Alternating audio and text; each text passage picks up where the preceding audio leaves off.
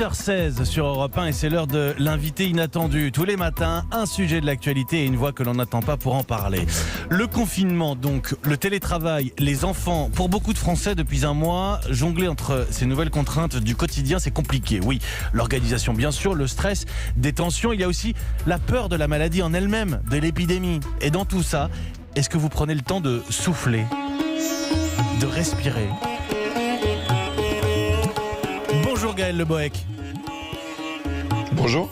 Merci d'être en direct ce matin sur Europe 1 et de jouer le jeu de l'invité inattendu avec nos auditeurs. Vous êtes député La République En Marche d'Ille-et-Vilaine et si l'on vous reçoit ce matin, c'est pour parler de votre initiative. Vous proposez à vos collègues de tous bords politiques, je le précise, un nouveau cycle de méditation de pleine conscience pour calmer les nerfs, je cite, mise à rude épreuve en cette période. Alors, d'abord, la méditation, chacun se fait une idée, mais ce dont vous parlez, c'est de méditation de pleine conscience.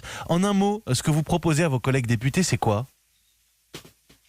C'est un cycle protocolisé qui a maintenant une trentaine d'années prouvé par les scientifiques et c'est pour ça que ça s'appelle la méditation pleine conscience, c'est-à-dire que c'est une méditation laïque.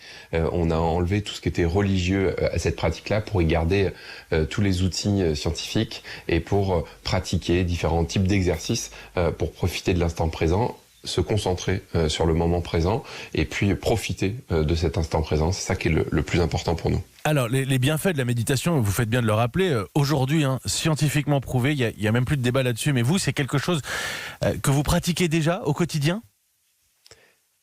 Alors moi je l'ai pratiqué et je l'ai découvert au travers d'une phase de création d'entreprise il y a 7 ou 8 ans et ça m'a fait le plus grand bien.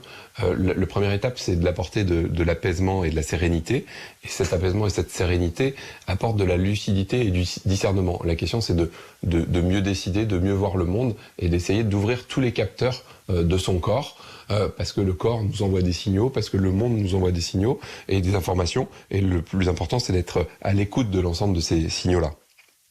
Je pose la question à beaucoup de nos interlocuteurs, qu'ils soient salariés, chefs d'entreprise, auditeurs confinés en télétravail chez eux. Comment est l'ambiance en ce moment à l'Assemblée, par rapport à d'habitude, je veux dire ?